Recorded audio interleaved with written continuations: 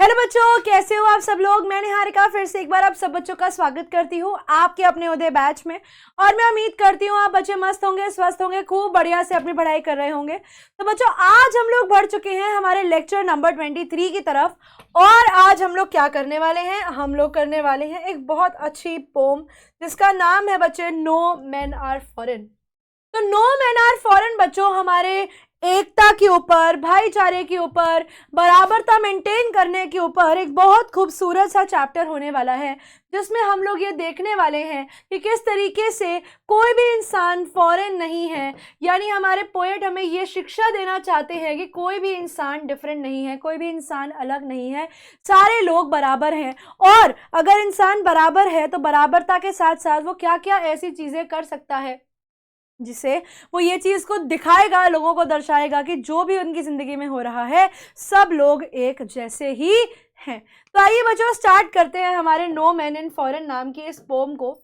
No man in foreign बच्चे लिखी किन्होंने है, पहले उनके बारे में देखते हैं। नो मैन आर फॉरेन लिखी है जेम्स फाल्कनर किरकप नाम के एक पोएट ने, जो 1918 में पैदा हुए थे और 2009 में उनका देहांत हो गया। ये एक इंग्लिश पोएट थे बेसिकली, और translator and a travel writer. और ये जब भी ट्रैवल करते थे तो अपने ट्रैवल्स के बारे में ये लिखते थे। इन्होंने कुल मिलाकर कुछ 30 किताबें लिखी हैं, जिसमें उन्होंने ऑटोबायोग्राफी यानी अपनी आत्मजीवनी भी लिखी है, जिसके अंदर अपनी खुद की ज़िंदगी के बारे में उन्होंने लिखा है, एंड नॉवेल्स एंड प्लेस भी। उनके बहुत सारे पेन नेम्स हैं, यानी उनके राइटिंग के लिए जिस नाम से वो जाने जाते हैं उसमें नाम है उनके James Falconer, Aditya Jha, Jun Honda, Andrew James, Taco Kawai, Felix Liston, Edward Reban and Ivy B Summer Forest. ये इन्हीं के ही नाम हैं। यानी इन अलग अलग नामों से इन्होंने बहुत सारी नॉवेल्स लिखी हैं जिनके लिए हम इन्हें जानते हैं। और आज इन्हीं की दी हुई एक बहुत खूबसूरत सी पोम जिसका नाम है नो मैन आर फॉरेन हम लोग हमारी आज की क्लास में करेंगे। तो आइए बच्चों, स्टार्ट करते हैं हमारी पोम को। यहां पर वो कहते हैं remember no man are strange, no country foreign. वो कहते हैं आप सब लोग इस चीज को याद रखेंगे, वो कहते हैं सब इंसान इस बात को याद रखेंगे कि ना तो कोई इंसान स्ट्रेंज है, ना तो कोई इंसान विचित्र है, ना ही कोई देश हमारे लिए फॉरेन है, ना ही हमारे देश हमारे लिए कोई डिफरेंट है। तो इस लाइन से वो ये चीज़ बताना चाहते हैं कि एवरीवन इज इक्वल। वो ये बताना चाहते हैं कि हमारी नज़रों में हर इंसान बराबर है, इर्रिस्पेक्टिव वो इंडिया का है, अमेरिका का है, किसी भी कंट्री का हो, वो इंसान बराबर है। Beneath all uniforms, वो कहते हैं सारी यूनिफॉर्म्स के नीचे। यूनिफॉर्म यानी क्या बच्चे, यूनिफॉर्म्स यानी उनकी कंट्री की यूनिफॉर्म। ठीक है, हर कंट्री की अपनी यूनिफॉर्म होती है, उनकी आर्मी की। और जब इंसान कोई यूनिफॉर्म पहन लेता है तो वो अपना एक इंसान बाद में अपने देश का रखवाला पहले बन जाता है। तो यहाँ पर हमारे पोएट कहते हैं सारी यूनिफॉर्म के नीचे, यानी आप किसी भी कंट्री से बिलोंग करते हो, आपकी जो लॉयल्टी है वो भले ही किसी भी कंट्री के लिए हो, वो अच्छी चीज़ है, लेकिन सबसे पहले आपको ये चीज़ का ध्यान रखना है कि आप एक देश के वासी के साथ साथ धरती पर रहने वाले भी एक इंसान हैं, और आप में वो इंसानियत होनी चाहिए। वो कहते हैं beneath all uniforms a single body breathes. वो कहते हैं सारे यूनिफॉर्म्स के नीचे सिंगल बॉडी किसकी है, इंसान की। वो कहते हैं कि कोई भी यूनिफॉर्म पहनी हो, इंडिया की, अमेरिका की, चाइना की, रशिया की, जापान की, कोई भी यूनिफॉर्म पहनी हो, अल्टीमेटली हो तो आप सब लोग इंसान ही ना। तो इसे अपने यूनिफॉर्म से ऊपर आप अपनी इंसानियत को रखो। Like ours the land our brothers walk upon. वो कहते हैं हमारे जैसा ही, हम जैसे धरती पर चलते हैं और पानी में तैरते हैं, वैसे ही हमारे आसपास के देश के लोग भी तो यही काम करते हैं। उनके वहाँ पर कुछ अलग तो नहीं होता। जिस तरीके से हम लोग हमारे यहाँ धरती पर रहते हैं, हम लोग हमारे देश में रहते हैं, देश में अपनी ज़िंदगी जीते हैं, इसे बाकी देश के लोग भी तो वैसे ही ज़िंदगी जीते हैं ना। The land our brothers walk upon, यहाँ पर वो कहते हैं जिस लैंड पर वो वॉक करते हैं, also the same he says. हमारे में फिर फ़र्क क्या है, जब हमारे यूनिफॉर्म के नीचे इंसान का शरीर है, ठीक है, हर इंसान सांस लेता है, हर इंसान ज़मीन पर चलता है, तो फिर हम लोग किस आधार पर भेदभाव करते हैं लोगों के बीच में। He says the earth like this in which we all shall lie. He says हम सब लोग कहाँ के वासी हैं, हम सब लोग इस धरती के वासी हैं. In which we all shall lie, जिसमें हम सब लोग मिलकर रहते हैं. तो he says हमें बुरा किस चीज़ के बारे में लगता है, हम क्यों सोचे किसी और चीज़ के बारे में. He is attempting to remove the borders from the earth. यहाँ पर पोएट कोशिश कर रहे हैं धरती से उन बॉर्डर्स को हटाने की जो हम लोगों ने इरेक्ट करे हैं, जो हम लोगों ने क्रिएट करे हैं, वो डिफरेंसेस जो हम लोगों ने क्रिएट करे हैं डिफरेंट कंट्रीज़ में, और जिन बॉर्डर्स की वजह से देश में दुनिया में बहुत ज़्यादा अशांति फैली हुई है.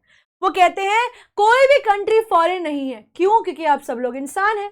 We will feel every country as our own land. इसे हमें हर कंट्री को अपना खुद का हिस्सा समझना चाहिए. खुद का हिस्सा समझने का यह मतलब नहीं है कि जाकर उस कंट्री से उसके हिस्से के लिए लड़ाई करो क्योंकि आप इसे अपना हिस्सा समझते हो. He says हम चाहते हैं कि कोई भी बॉर्डर्स ना हो, दुनिया के सब लोग भाईचारे में मिलकर रहें. Everyone will be free to move around. हर इंसान को जहाँ जाना हो वो जा सकता है. The poet wants to say कि पूरा धरती जब एक है, भगवान ने जब धरती इंसानों को दी है तो इंसानों ने धरती के अंदर देश क्यों बना लिए. तो अर्थ सबको बिलोंग करता है, इंसानों को बिलोंग करता है, तो इंसानों ने अलग अलग देश क्यों बनाए, धरती को एक क्यों नहीं रहने दिया. Then he says inside the uniforms, फिर वो बात करते हैं उनकी आर्मी की, उनकी यूनिफॉर्म्स की, जो सोल्जर्स पहनते हैं अलग अलग कंट्रीज़ की. ही सेज अल्टीमेटली वो यूनिफॉर्म उनकी लॉयल्टी, उनके जो वो दिखाता है कि वो अपने देश के लिए समर्पित हैं. लेकिन उसके नीचे क्या है कि इंसान ही तो है. एक इंसान अपने देश के लिए दूसरे इंसान को मारता है, क्या ये चीज़ सही है? ही सेज नहीं, क्योंकि आपको ये चीज़ को समझना है कि हर यूनिफॉर्म के नीचे जो इंसान है, उस इंसान वो है तो अल्टीमेटली क्या, एक जीता जागता इंसान. उसके मन के भी तो कुछ इमोशंस हैं, उसकी भी तो फैमिली है. अगर आज वो अपने देश के लिए किसी और के देश के लोगों को मारता है तो वो उसकी मजबूरी है कि वो अपने देश के लिए ऐसा कर रहा है. तो ऐसी सिचुएशन ही ना क्रिएट की जाए कि उसे किसी और को मारना पड़े. God has made all of us in a similar way. वो कहते हैं भगवान ने सबको एक जैसा बनाया है. हम सब लोग सेम तरीके से सांस लेते हैं, हम सब लोग सेम तरीके से सांस छोड़ते हैं. तो फिर दिक्कत क्या है, इतना दुनिया में बदलाव क्यों है, डिफरेंसेस क्यों हैं? Then he says all soldiers are brothers, we walk upon the same mother earth. He says हम सबकी माँ एक ही है, हम सबकी धरती माता एक ही है, जिनके हम सब बच्चे हैं, तो तुम भी मेरे भाई हो. तो यहाँ पर वो क्या करते हैं, वो ब्रदरहुड एस्टैब्लिश करते हैं, वो ब्रदरहुड को पनपाने की कोशिश करते हैं, बढ़ाने की कोशिश करते हैं. वो यहाँ पर भाईचारा लाना चाहते हैं लोगों के बीच में. And upon our death we shall lie in the grave on the same earth. और वो कहते हैं मरने के बाद कोई नहीं पूछेगा कि तुम अमेरिकन थे, तुम चाइनीज थे, तुम इंडियन थे, तुम कौन थे. He says मरने के बाद हर इंसान को जमीन के नीचे दफना दिया जाएगा. तो हर इंसान मरने के बाद बराबर हो जाएगा. तो कोई फर्क नहीं पड़ता कि आज तुम धरती पर कौन से देश में हो, तुम्हारे पास कितना पैसा है, तुमने क्या किया.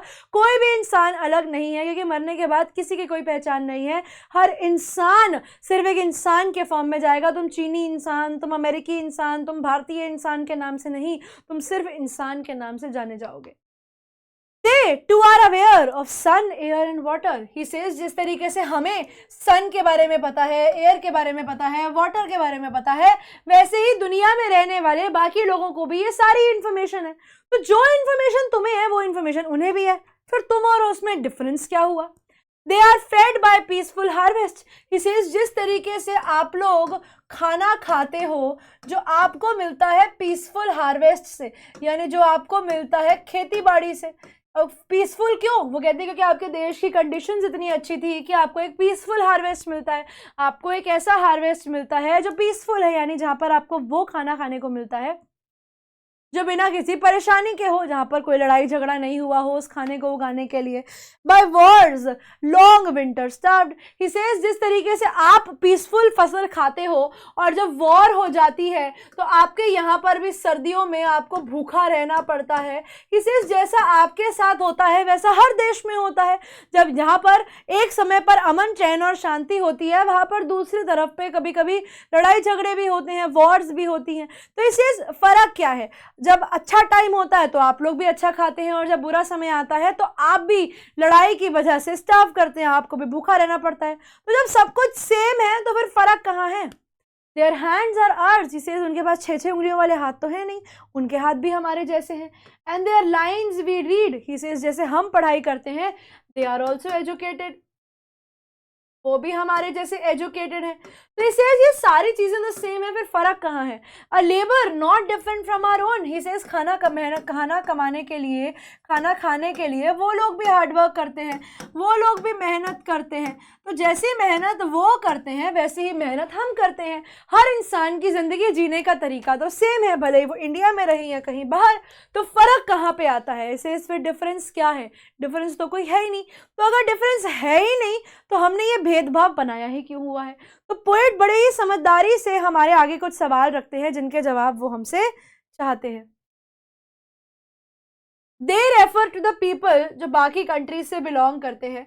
हम इन्हें फॉरेनर्स बुलाते हैं और इनसे डिस्क्रिमिनेट करते हैं, इनसे भेदभाव करते हैं और इनसे लड़ाई झगड़े करते हैं ताकि हम अपने आप को इनसे ऊपर दिखा सकें या कोई और अपने आप को इनसे ऊपर दिखा सके। लेकिन इस चीज़ को करने का कोई फ़ायदा तो हमें दिखता नहीं, क्योंकि आप जितना मर्जी कोशिश कर लो अपने आप को ऊपर दिखाने की, आपकी और उनकी ज़िंदगी में कोई ख़ास बदलाव तो है ही नहीं।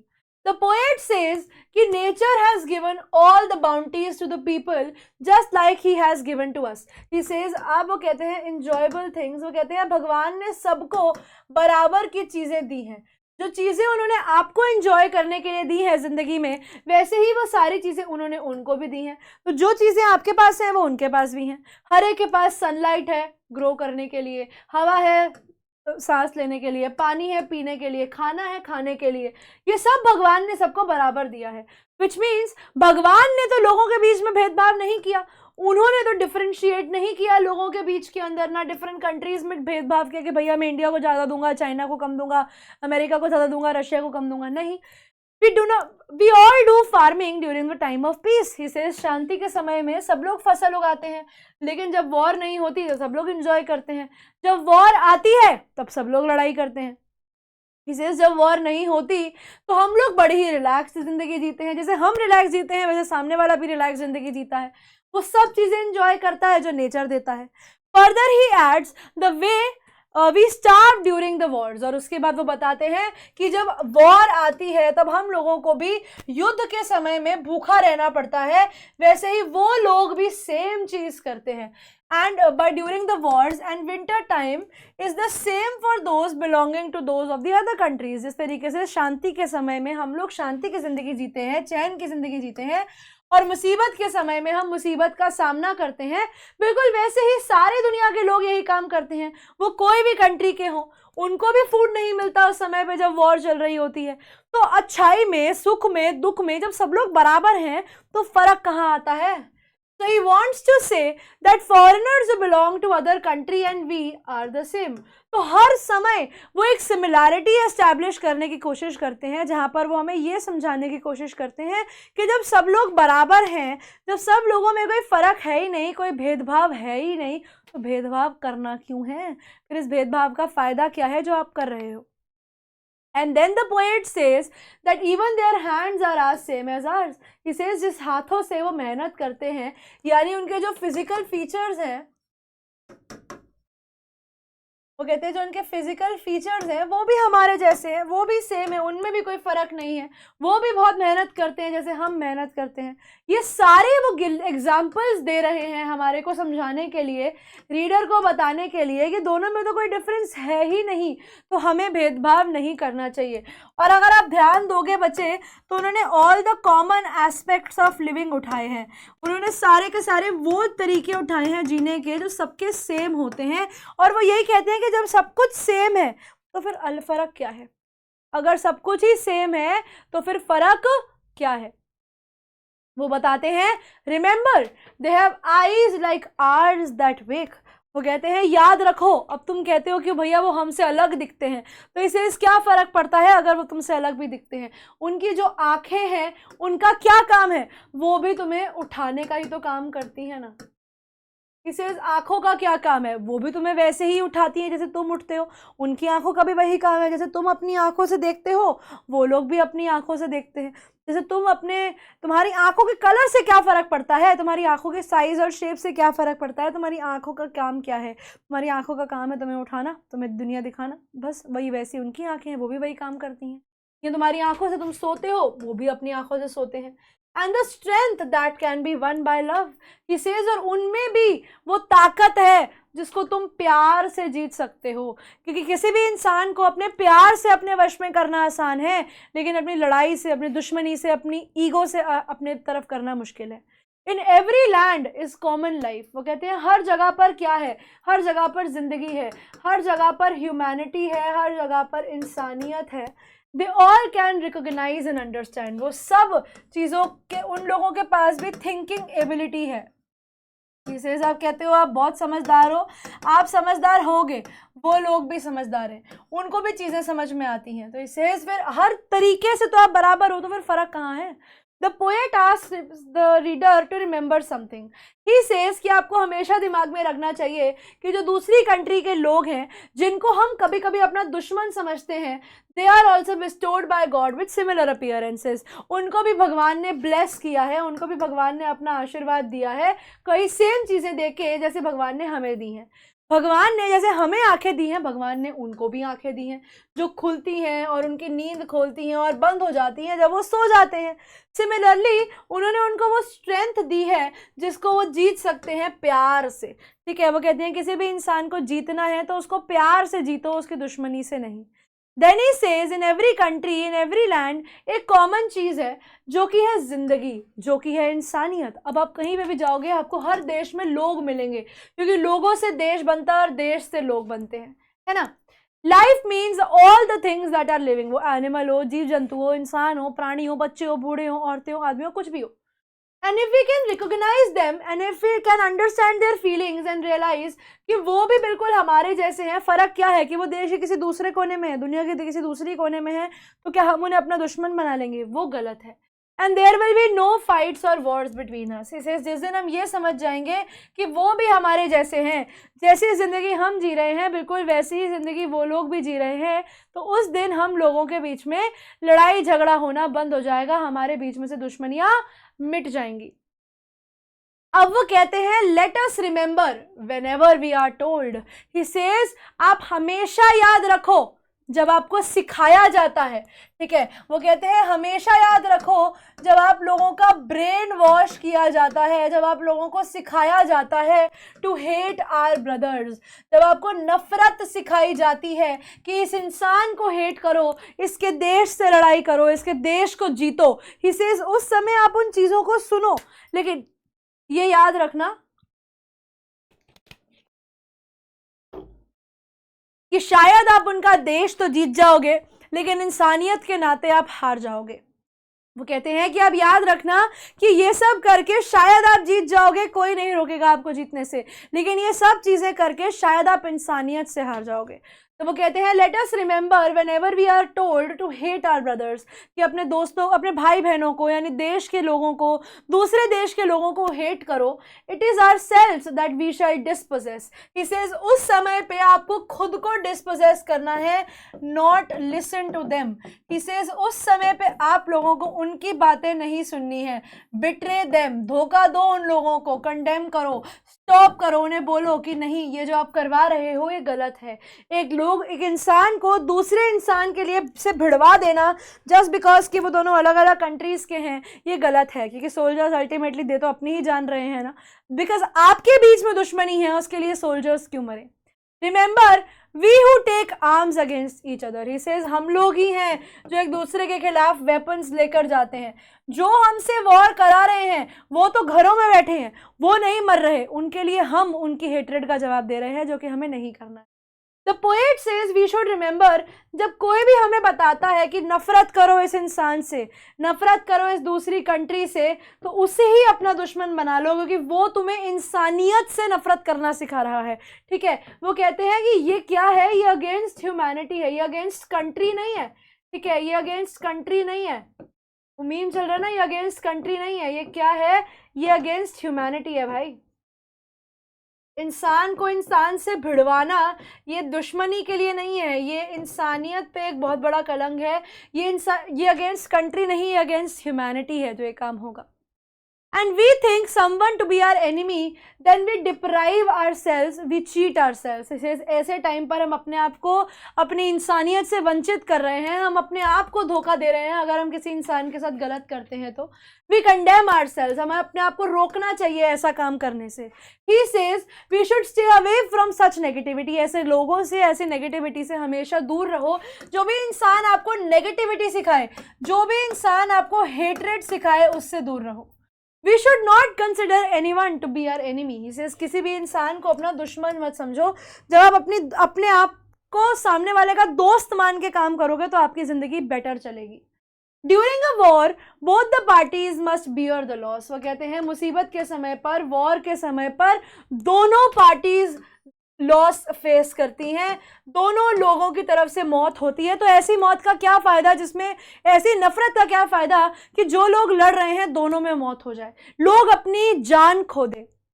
That is why poet says कि वॉर हमारे फेवर में नहीं है। तो जो लोग आपको वॉर करने के लिए बोलते हैं, जो आप लोगों को वॉर करने में घुसने के लिए इंस्टिगेट करते हैं, वही लोग आपके सबसे बड़े दुश्मन हैं। तो ये सेज अगर आप इंसानियत बनाकर रखना चाहते हो दुनिया में, तो वो लोग जो आपको वॉर की तरफ धकेल रहे हैं, वॉर की तरफ लेकर जा रहे हैं, उनकी बातों में आप लोगों को नहीं आना है। क्योंकि याद रखो, दुनिया में नो मैन आर फॉरेन, कोई भी इंसान आपसे अलग नहीं है। अब यहां पर बच्चे आता है पहला सवाल, what should we not do to others. Option है लव, हेट, केयर या मीट। तो हमें किसी को भी हेट नहीं करना चाहिए क्योंकि इट इज अगेंस्ट ह्यूमैनिटी। क्योंकि ये चीज क्या है, ये आप लोगों की इंसानियत के अगेंस्ट है। This thing is against the humanity, ये इंसानियत के अगेंस्ट जाती है। Who is the poet of No Men Are Foreign? बच्चे ऑप्शन है James Kirkup, W.B. Yeats, Robert Frost and Phoebe Carey. तो बच्चे करेक्ट आंसर है James Kirkup. Option number a आपके क्वेश्चन का करेक्ट आंसर है। अगला सवाल, we should we bet. Let's not do this one question. I think this question has some error in the question. So we'll be leaving this one. So we have an error in the question. Let's leave this one.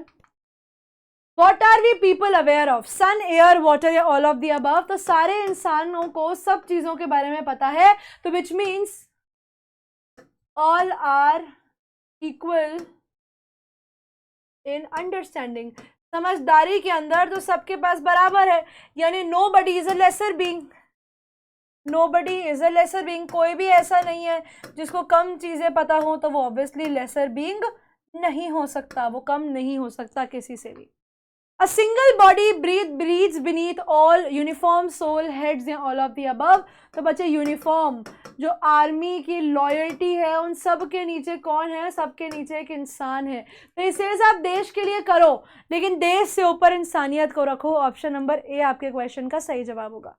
अगला सवाल, what should be discouraged according to poem. तो बच्चे ill practice of hatred और discrimination stop करनी चाहिए। Option number C, war stop करनी चाहिए। Spreading of hatred, आप कह सकते हो स्प्रेड ऑफ नेगेटिविटी को रोका जाना चाहिए पोएट के according. What does the poet ask the people to keep in mind in the last stanza? बच्चे ये आप लोगों का होमवर्क है कि आप लोगों को बताना है इस क्वेश्चन का क्या आंसर होगा। एक this one and this one, both of actually these three are your homework. And इसके बाद का बच्चे एक सवाल that we are going to do is going to be done in the class. अच्छा नहीं, these three are homework and else we are done in the class. So you guys have to answer these questions. And with this बच्चे we are at the end of today's lecture. It was a small one. No man are foreign करके हमने छोटी सी एक poem करी है। I hope you guys have understood this poem. अगर आप लोगों को कोई भी डाउट आता है इस पोम में बच्चे, तो you guys have your doubt section. आप लोग मुझे अपने डाउट सेक्शन में, that is your comment box, आप लोग मुझे अपने कमेंट बॉक्स के अंदर अपने डाउट्स बता सकते हैं। I will adhere to your doubts and I hope you guys have understood this poem. And thank you so much for being a part of today's class. I Niharika will meet you in the next class. तब तक के लिए बच्चों पढ़ते रहो, आगे बढ़ते रहो। Good bye everyone.